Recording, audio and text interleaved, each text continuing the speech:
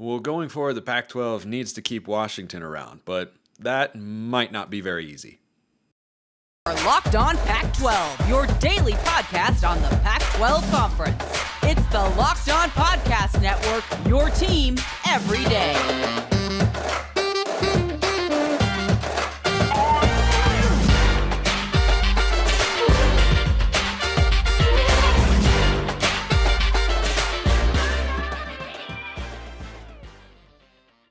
Welcome, everybody, to another episode of Locked On Pac-12. Happy Friday. I'm your host, Spencer McLaughlin. Thank you so much for making this your first listen or your first view of the day. Part of the Locked On Podcast Network, your number one source to stay up to date with our beloved Conference of Champions. Please continue to like, comment, subscribe wherever you listen to or watch this show, which today is brought to you by FanDuel Sportsbook, official sportsbook of Locked On. Make every moment more. Visit FanDuel.com/LockedOn today to get started. Can't talk about those dogs up in Seattle without Roman Tomashoff, who covers Washington for Fan Nation at Sports Illustrated. Roman, welcome back, my friend. It is good to have you on and ready to talk some Washington as always. Spencer, thanks for having me. It's always a pleasure to be here. So I think going forward, the Pac-12 needs two schools more than they need others. I think Oregon and Washington are at the top. I think the next level is probably Utah, and then I think there's kind of a gap after that in terms of who they need to do well athletically, who they'd like to keep around. But how do you think the Pac-12 can entice Washington to stay beyond this media deal, when it comes in 2075? But whenever it does show up, I expect Washington to sign it. I don't think it'll be for very long, but I mean, I'm looking past this deal. How enticing is the Pac-12 to the University of Washington? As of right now, not very. And a little peek behind the curtain for everybody. It is Wednesday as when we're recording this. And because I had to drop this little nugget from Greg Flugauer in here, who tweeted out about an hour before we started to record that the Pac-12 presidents have finally been presented numbers on a supposed media deal that is probably coming in 2075. But what he says is, and this is just a really wonderful update. There is no viable contract to hash out at this time. As of today, nothing is real. So, wonderful. Oh, good. This is wonderful. Oh, good. Yes, isn't everything so exciting? Yes. But just the big thing that I think would get Washington to even think about staying is there has to be some kind of uneven revenue share where they and Oregon, as the two biggest revenue generators, as the biggest remaining generators of ratings. Yeah, not even just brands, but generators of ratings. They deserve a bigger piece of that pie, because if they're putting basically the weight of the conference on their back and they're just evenly distributing to the Stanfords and the Cows of the world who have 4 fans in their stadium at any given time, if they're making the same amount off of television that Oregon and Washington are, that's just straight up ridiculous. So I think that it really does have to start with a conversation of how much of a bigger slice of the pie are Oregon and Washington getting, and that really is going to be the entire conversation in my opinion. So going forward, I think Oregon and Washington would obviously be open to that. I think other schools that might not be happy about it would perhaps bend an ear to hear that proposal, because if the alternative is that Oregon and Washington have a desire to go to the Big Ten, and I don't think either would go to the Big 12 or that they'd really want to. I think the Big Ten is kind of what their long-term goals might be. But this is where the push and pull gets really interesting, because Washington and Oregon may be able to use that leverage against the Pac-12 one day of, hey, if you can't give us X amount of unequal revenue sharing, then we're going to go to the Big Ten. But if the Big Ten doesn't actually want Oregon and Washington, then there's no, there's the carrot and the stick, and there's no stick there for Oregon and Washington to whack the Pac-12 with, metaphorically speaking, of course. So do you think that is a given going forward? Because I think right now the Big Ten has made it very clear they're content. they're good on expansion. They don't need to go further at this point in time. There was a report back in July that they evaluated Oregon, Washington, Cal, and Stanford, decided, no, we're not going to do this right now. Doesn't mean they couldn't at a later date, right? Like maybe beyond whatever this Pac-12 media deal is. But do you think that that's kind of the only avenue that Oregon and Washington could, really use as leverage against the conference to say we should get a bigger slice of the pie? It's a tough question to answer because at this time it feels like the answer is yes, but also there's so many unknowns, and that's the biggest issue with all of this at this point. And it mainly stems from the fact of it is now March and there has been no media deal. Because you're right that there's going to be no situation, in my opinion, where Oregon and Washington say yes to the Big 12, especially when it comes to the standpoint of academics. Yeah, because and I think Washington, by the way, even more so than Oregon, yes, would not go to the Big 12. I don't think that's a fit at all. No, it's really not, because you can look at it from a straight academic standpoint. Washington would just say, no, we can't align ourselves with you guys, right? When it comes to what kind of standard we hold ourselves to on a not even just a national level, but a worldwide level. Yep. When it comes to just some of the teachings that the University of Washington brings to the table. So they can definitely align themselves with the Michigans and the Ohio States of the world when it comes to that aspect way more than they would anybody else. But there's just it's a problem because we talked about this a little bit before the show. We talked about this the last time I was on here, where the issue is that nobody knows anything.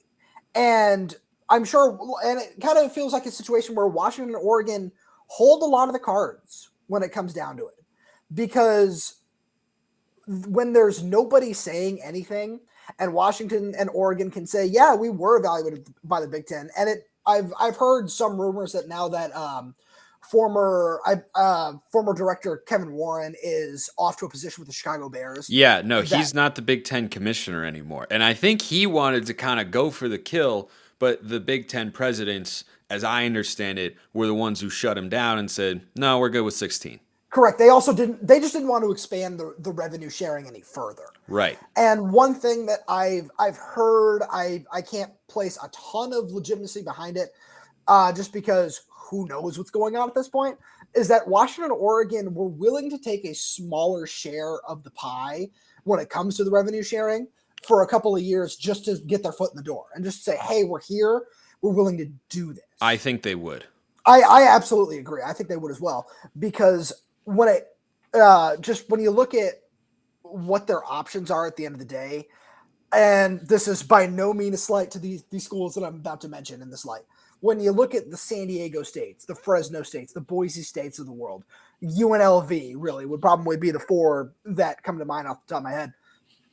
When you look at those schools and say, yeah, those are who the Pac-12 is definitely considering adding, that doesn't bring in anywhere close to the money that even an unequal revenue share in the Big Ten would bring in. Right. Yeah. No, they'd be above that in the Big Ten. And the top options, I've talked about for a long time on the show, are San Diego State and SMU. And that's kind of been the consensus. And I think they both present a lot of upside in their additions. But in the immediate future, they don't come into your conference and, they can't hold their own from a media and revenue standpoint the way that USC and UCLA can, going to the Big Ten. But I want to ask you another question on that front. I also want to talk to you all about FanDuel, which is America's #1 sports book. Tragically, there's just one Pac-12 team remaining. Heck, there might not even be that at this point in time, but the tournament is still heating up, and it's the perfect time to download FanDuel. I will be in Las Vegas as you listen to this right now. So everybody's got their gambling fix on.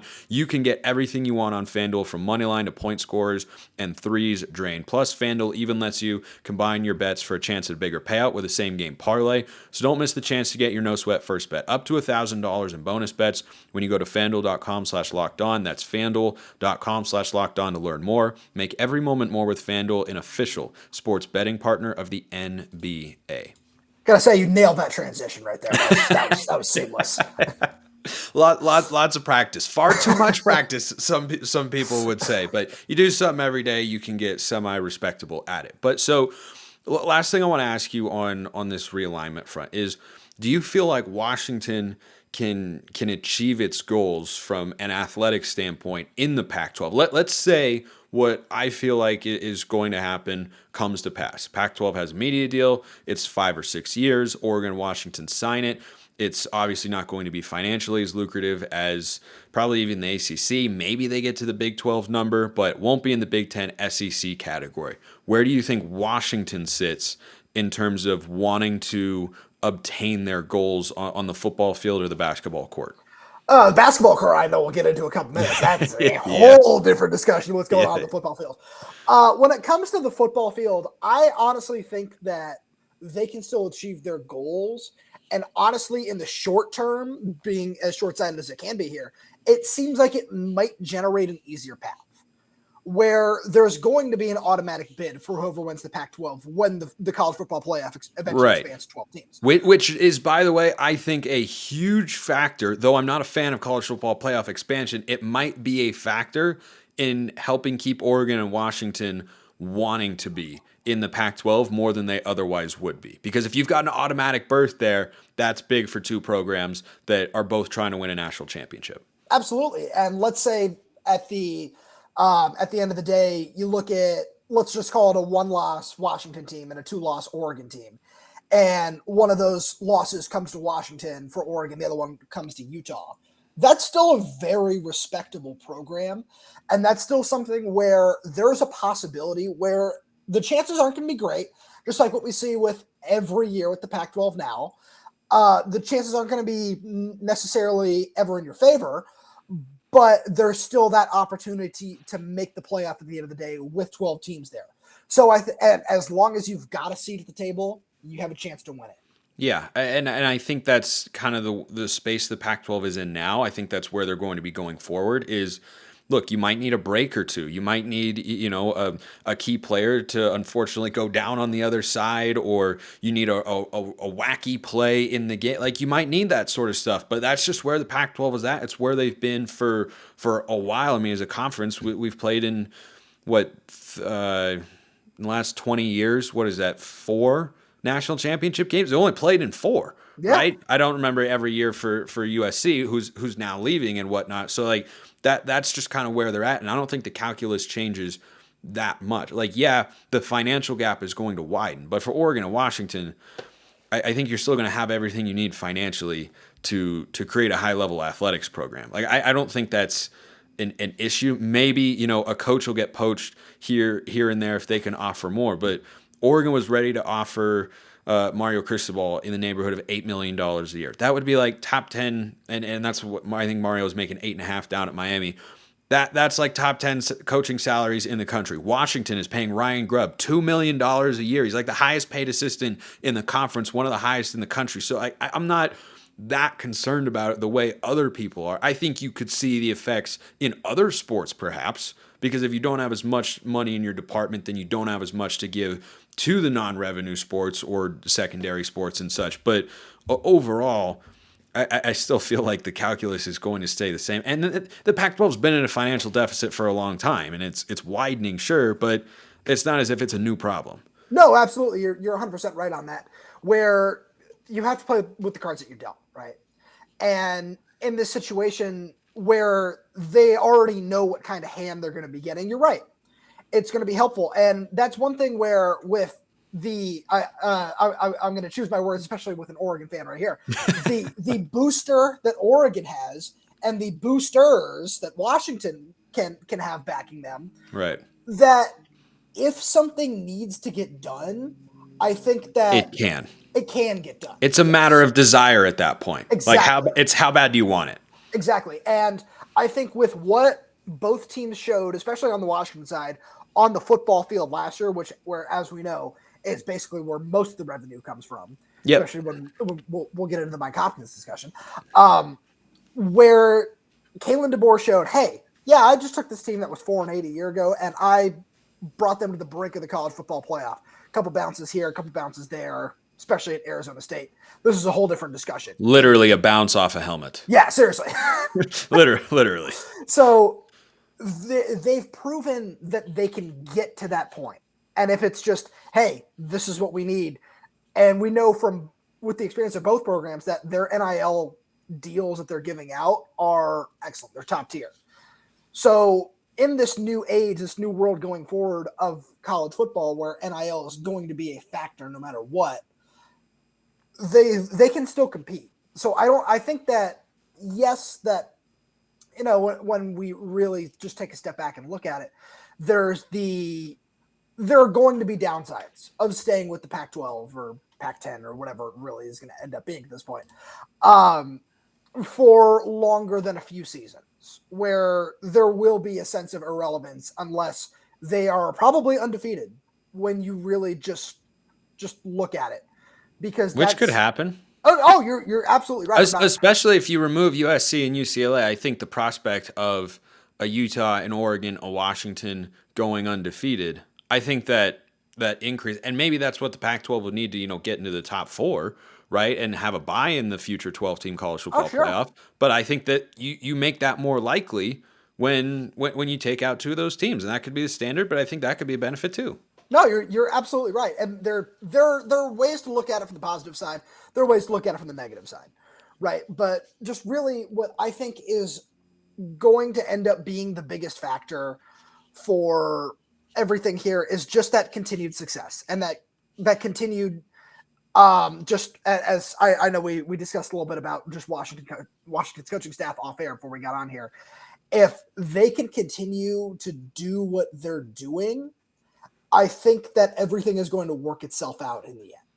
Yeah, and before we get to basketball, I did want to ask you kind of about spring football. Huskies are on spring break right now, as a couple other Pac-12 schools are as well. But spring practices have gotten underway. You've had the chance to talk to Kalen DeBoer, kind of get a sense for what the mood is there after an 11-2 season when they beat Texas in the Alamo Bowl, one of the few correct spread picks that I had all season long. But blind squirrels and acorns and such. But what is the mood right now as spring football is just barely kicking off up there in Montlake?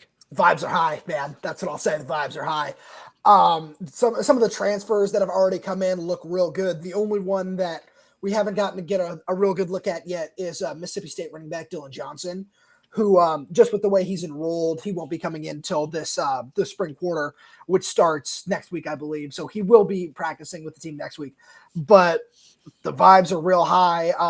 They put the pads on Friday, their third practice, and I counted 4 or 5 scrums that broke out. Kalen DeBoer actually said that he was quite pleased with the way the team ended up handling it. He left it actually to the players, which is very interesting. We got to watch it for a couple minutes before we were walking over to do our press conference with him. What was it? Just kind of one of those, you're back in football mode for the first time in several months, and you start hitting each other for the first time, and guys just take a percent, like it's not some indicator of a grand cultural problem. It really was, and he spoke to as much after, where he said, these guys were just real amped up, and you start hitting each other, you start talking, and he said it was handled very well by the team after the fact. But you could just tell that everybody, we were where the media was standing, we were behind the offensive sideline because they were practicing inside that day. And you could just tell that everyone was just honestly having a good time. Everyone was laughing and hugging it out after the fact. And some veteran leaders stepped up and spoke to the team and everything. But you could just tell that everything that was going on not only showed a team that was together, that was bringing back all of their stars from last season, but a team that had also added some pieces, like Jeremy Bernard, the wide receiver from Michigan State. Zach Durfee, the edge rusher from Sioux Falls, is going to be a dude. That guy can move, man. I think he's going to be a real star at the next level. Raylan Goforth, the linebacker transfer from USC, is going to put some big hits on some guys like he did on Cam Rising in the Pac-12 championship game.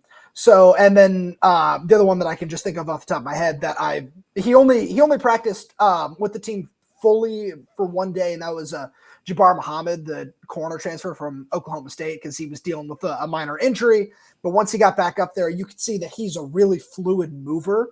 And the biggest issue that Washington had last year was in its secondary. Yep.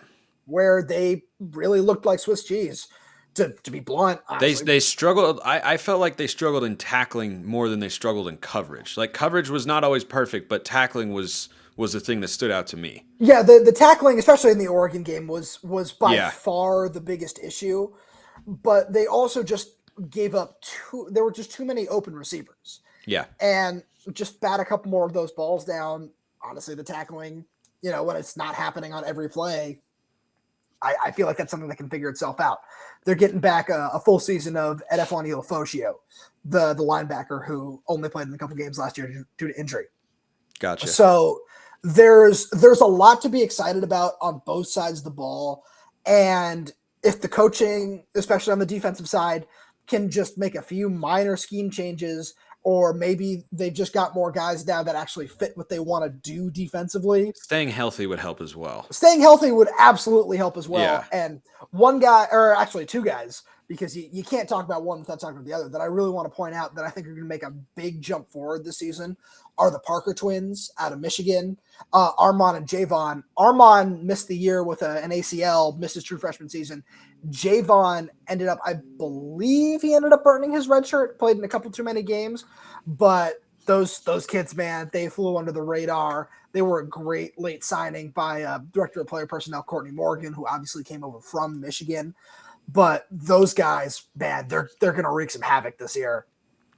Yeah, I'm just ready for football to be there, And I mean, I totally understand the skirmish thing. My brother and I used to like get in a fight, we'd scream at each other or something, and then 5 minutes later, we're just like hanging out playing Xbox.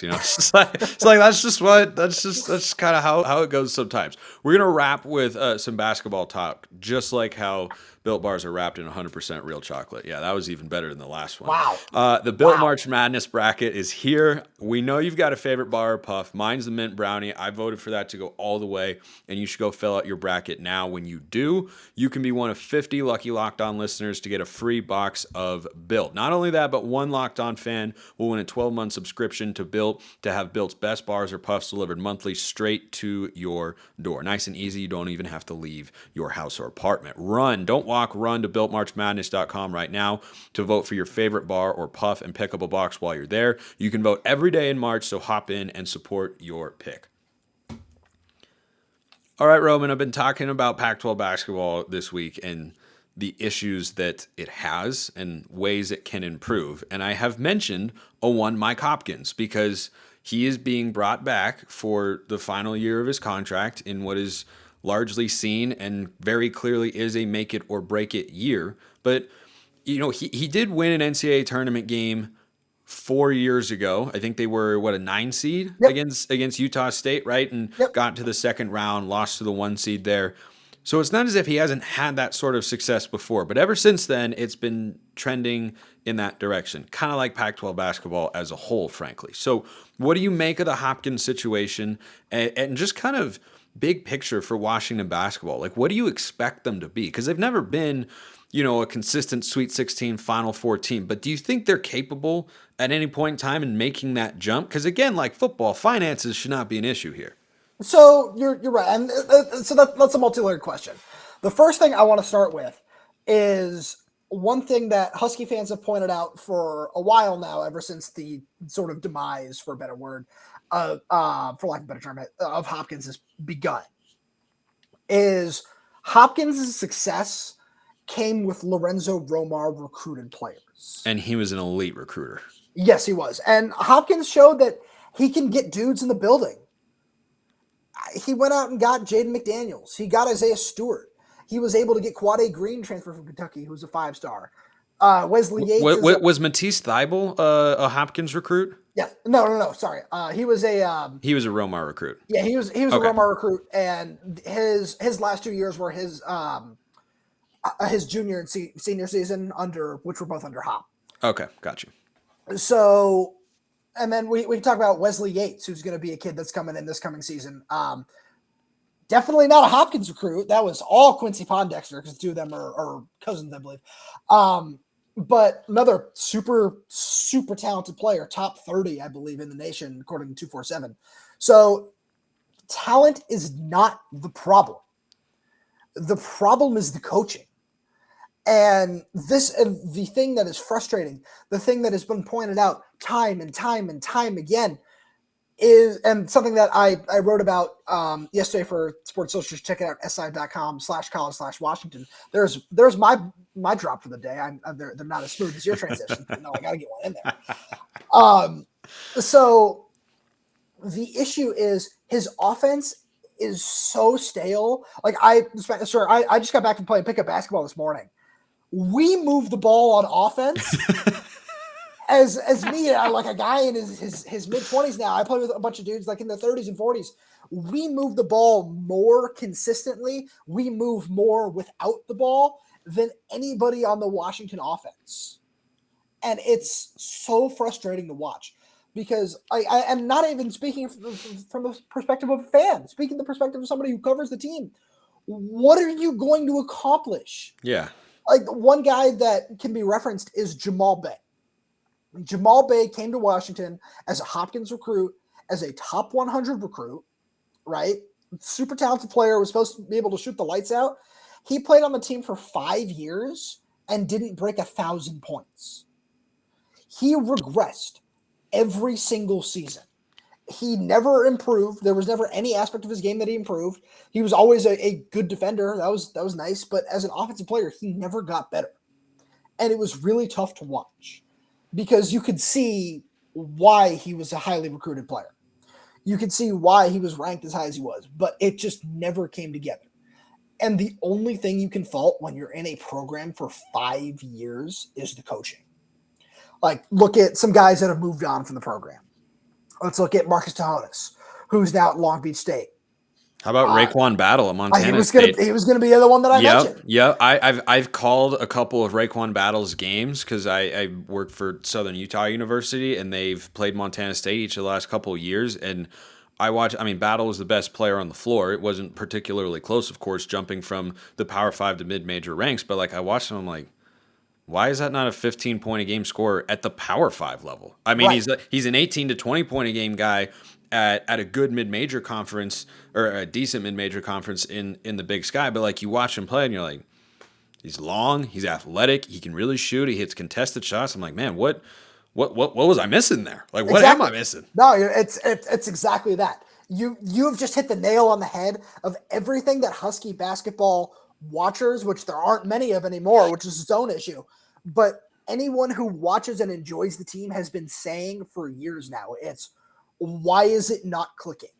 And this is the only answer, because we've seen what it looks like with top tier talent. We've seen what it looks like with okay talent. We've seen what it looks like with subpar talent. And it all comes back to one thing. And it all comes back to coaching. Yeah, it does. So with Hopkins coming back, does he have to make the NCAA tournament to get an extension or to be kept around? Like, what's the standard for him here in a make it or break it year? So he has 1 year left on his deal following this one. So unless he makes some miracle, I honestly don't even think like a miracle run to the Final Four would get him an extension.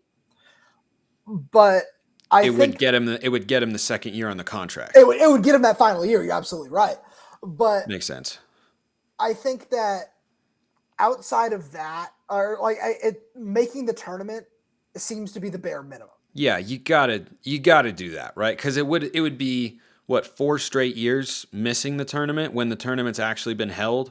Yeah. And then one of those years as well, not this year. This year, they were at least improved from last year a little bit, like there was an kind of somewhat encouraging, but not a big enough step. But like from an athletic director standpoint, you could look at it and say, okay, they had games where they were non-competitive for an entire game on the floor last year. Didn't have that really this year, at least not that I'm aware of, and they didn't have it regularly, but they still finished under 500 in conference play. And I think it comes down to expectations and standards for what they, are looking for from the men's basketball team. But I feel like you got to be able to get to the tournament. Like at Washington, there's no reason to not be able to. Oh, you're absolutely right. And under Romar, this is a team that consistently found itself ranked in the top 10 a decent amount, especially in the Isaiah Thomas years, which is just some of my favorite years of college basketball. Oh, yeah. I loved Isaiah Thomas. Oh, my God. He was the best.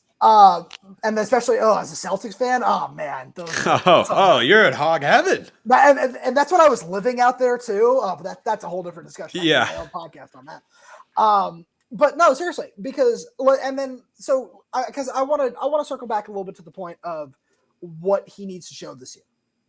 Not only was faith put in him for this season, but he's getting everybody back. Some of the guys that transferred out didn't have any eligibility. There were some players who just didn't seem to cut it, which happens. I won't name any names because I don't want to throw anybody under the bus. But there were some players that really just might have been a little bit overrated, that just really weren't cut out for Power 5 play. But then let's look at who he's getting back. Corin Johnson, guard from Garfield High up here, who is just a stud of a player. He showed a little bit of improvement over the course of the season, but he also just showed that he's a really talented player. Keon Menafield, guy is really small, really slight, but he's a bucket. Braxton Menafield's the guy who was killing Oregon up in Seattle, right? Yes. Yeah, that guy's a hooper. With the awesome hair, too. Yeah, the flowy hair. Oh, yeah. Oh, it's fantastic. And we can talk about Frank Kepnog, who's getting back, who tore his ACL early in the season.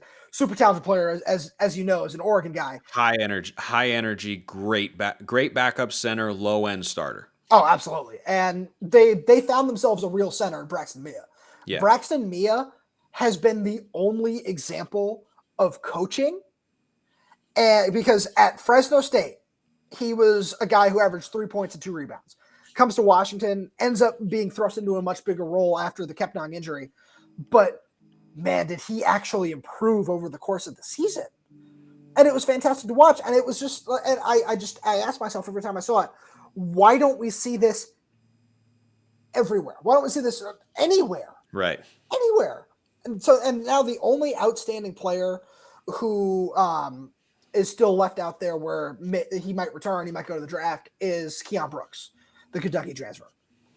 Keon Brooks was good. We saw him having to just kind of force up a lot of shots this season, which hopefully getting another big-time scoring guard in Wesley Yates will help him just kind of, get a little bit more space, create some more open looks for him. But and this is, again, as of Wednesday, maybe something's changed as of Friday. But if he gets all those guys back, there are no excuses. Right. It's gotta be tournament or he's gone after this year. Yes. It's as simple as that. I think that's the standard that I'd like to see every program start to hold coaches to, is like, in year 3, you got to be making the tournament, right? And Hopkins had done that, but then if you start to suffer setbacks, you got to hold their head to the fire, or hold their feet to the fire is the expression. Not their head, that'd be harsh, but hold their feet to the fire, right? With a greater standard there. So I'm with you on that front. Let's wrap it there for today. If you want more Roman's work, you can find him on Twitter at rtomashoff34. He covers Washington for Fan Nation at Sports Illustrated. Love having him on to talk about the Huskies as always. Good to talk to you, Roman. You as well. Thank you so much for having me. Appreciate everyone listening. See you next time. Have a great weekend and have a wonderful rest of your day.